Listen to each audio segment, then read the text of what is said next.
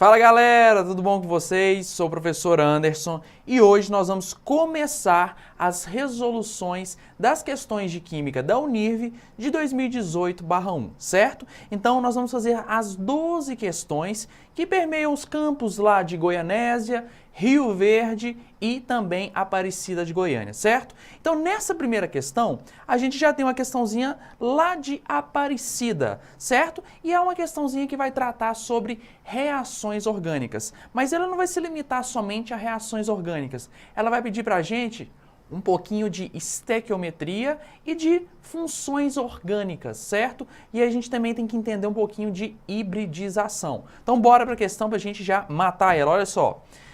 Os álcoois são caracterizados por uma hidroxila ligada a um carbono saturado. Beleza? Lembrar que carbono saturado é aquele carbono que faz apenas ligações simples. Beleza? Essa função orgânica é de grande versatilidade, pois pode sofrer diversas reações químicas e originar outras funções orgânicas. Realmente, isso é o princípio das reações químicas orgânicas, né? Com base no 2-metilciclohexanol e considerando o produto principal quando envolver reações, analise as alternativas e assinale V para verdadeiro ou F para falso. Então, olha só. No item A, o que a gente já tem? Na presença de ácido sulfúrico concentrado a 180 graus Celsius, formar-se-á, olha que coisa mais culta, o 3-metilciclohexeno. Bom, olha só, vamos entender o que significa eu reagir um composto orgânico com esse cara aqui, ó, ácido sulfúrico concentrado a 180 graus Celsius. Primeiro de tudo, tem que entender que o ácido sulfúrico ele é um excelente agente oxidante. Portanto, ele vai promover a oxidação do composto que ele estiver reagindo. No caso, é esse cara aqui, ó, o 2-metilciclohexanol. Então, bora colocar a estrutura dele para a gente começar a entender qual vai ser o produto resultante da oxidação, certo? Então, olha só, 2-metilciclohexanol. Então, vamos colocar um ciclo de 6 átomos de carbono, né? Ciclohexanol, ok? E aí, eu tenho agora, vou colocar a função orgânica aqui, ó. A função orgânica é o álcool, porque a terminação é ol, beleza? Esse aqui é o ciclohexanol, só que agora eu tenho o 2-metil. Bom, se esse aqui vai ser o carbono 1, porque é o carbono onde está ligada a função orgânica predominante no composto, o carbono 2 vai ser o carbono imediatamente do lado. Então, esse aqui é o carbono 2 que vai estar ligado ao metil, certo? Beleza, ótimo. Então, esse é o 2-metilciclohexanol, certo? Se eu tenho ciclohexanol, significa que todos os átomos de carbono são saturados, ou seja, tem hibridização sp3. Beleza. Agora, eu vou reagir isso aqui com ácido sulfúrico concentrado, certo? E aí eu vou ter também um aquecimento, porque a temperatura do meio reacional é 180 graus Celsius. Beleza. Bom, agora é fundamental para a gente poder entender qual é o produto dessa reação, entender que se trata aqui de um álcool secundário, certo? É um álcool secundário. E o que a gente precisava lembrar? Que oxidação de álcoois secundários geram como produto uma cetona. Se é uma cetona, o produto dessa reação vai ser esse cara aqui, ó. Então eu saio da função álcool e formo uma cetona. Ok? Se o álcool que tivesse aqui fosse um álcool primário, o produto principal seria um ácido carboxílico, tendo como intermediário um aldeído, certo? Mas como o álcool é secundário, porque a hidroxila, o átomo de carbono, né, que está ligado aqui na hidroxila, está ligado com outros 2 átomos de carbono. Então se trata de fato de um álcool secundário, ok? Então se eu vou formar uma cetona, eu não vou ter nada desses 3-metilciclohexeno. Eu vou ter uma ciclohexanona, ok? Porque se trata de uma cetona. Portanto, o item A é um item falso, ok? Bom, indo então para o item B, olha só. Na combustão total de 1 mol do álcool, formam-se exatamente 308 gramas de dióxido de carbono. Bom, olha só. Agora, se eu estou querendo fazer uma reação de combustão, certo? Porque eu vou queimar totalmente o álcool, o estilo da reação química muda um pouco. Acompanha comigo, olha só.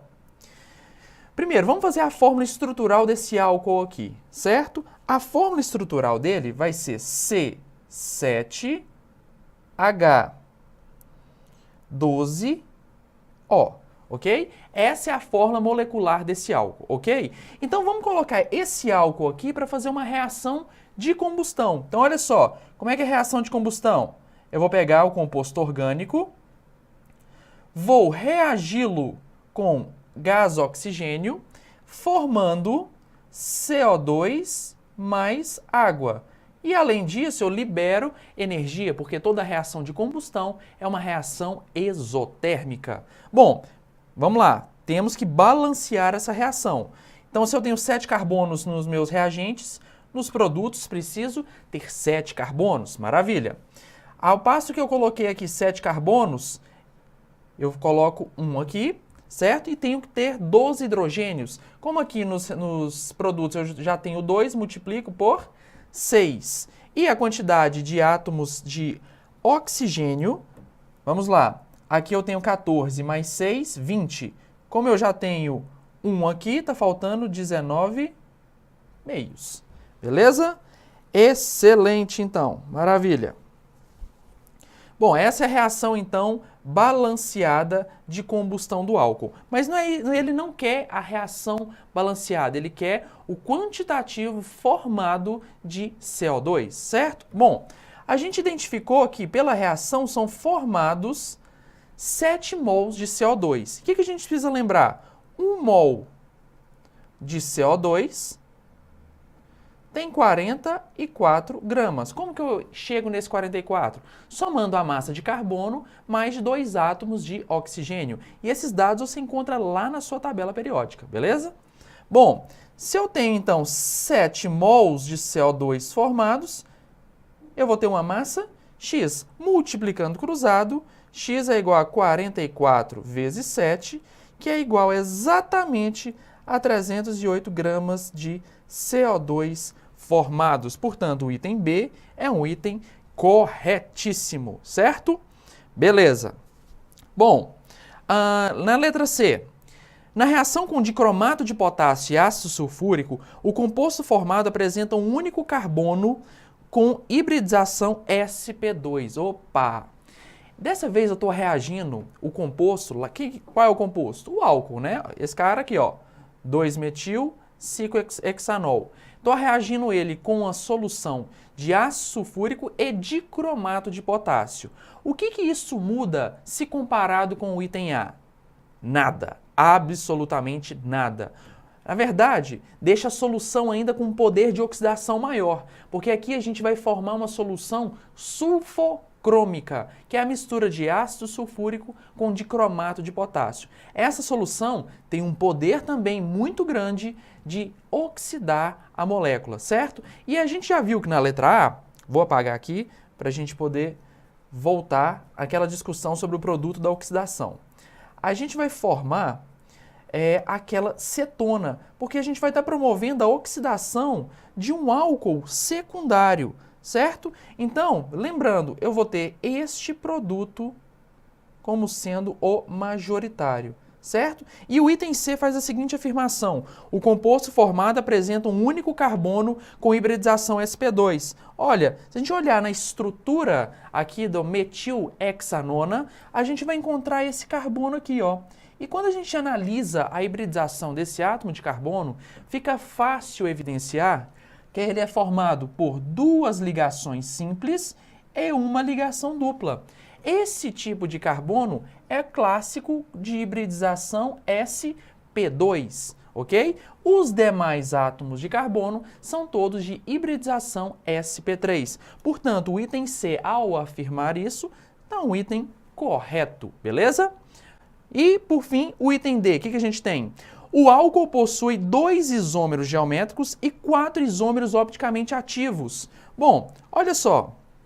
Vamos pegar a molécula isolada do álcool para a gente poder avaliar com muita cautela a estrutura dele para poder identificar se ele possui carbonos quirais que vão justificar a presença de isomeria óptica, ok? Então, olha só, vamos bem colocar a estrutura dele aqui.